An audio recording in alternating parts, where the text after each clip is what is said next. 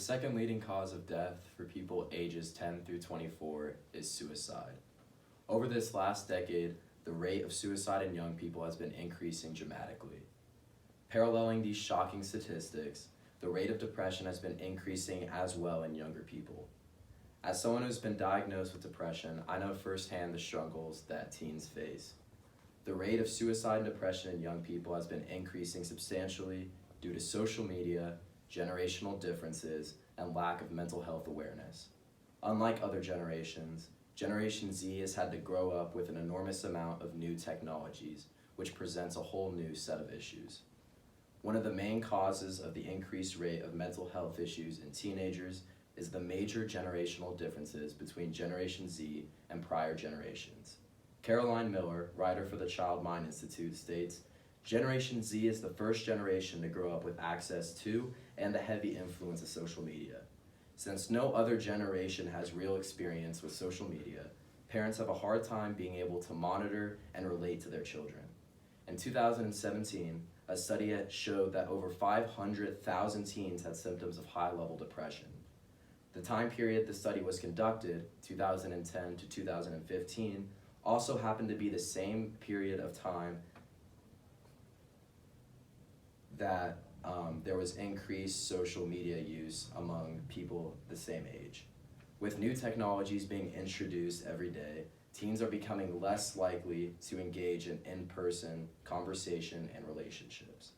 As quoted from Caroline Miller of the Child Mind Institute, another study last year of a national sample of young adults, ages 19 through 32, showed correlation between the time spent on social media and perceived social isolation, or PSI. The lack of offline social interaction has caused an increase in social isolation, which contributes to the rise of depressive symptoms in young people. However, even while social media and new technologies are impacting young people drastically, it only scratches the surface of the causes of increased rates of suicide and depression. Maureen Croning, in her article for Journal of Christian Learning, states depressive behavior in young people has become a serious issue, with almost 1/3 of high school students suffering from some sort of depressive state and 17% contemplating suicide. What else is causing this?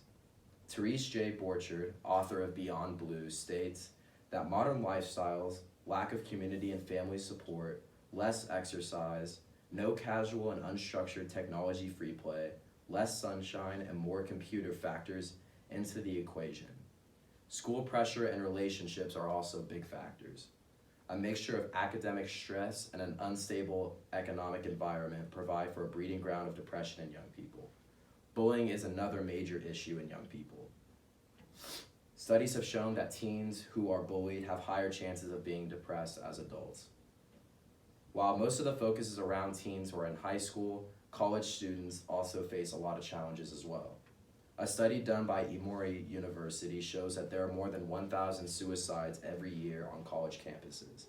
75% of all mental health issues and disorders are present by age 24.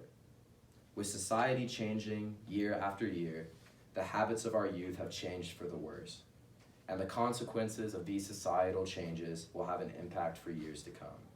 Generational differences, new technologies, stress, and lack of mental health awareness are increasing the depression and suicide rates in teens every day. If you or anyone you know is displaying depressive symptoms, talk to someone or find help before it is too late.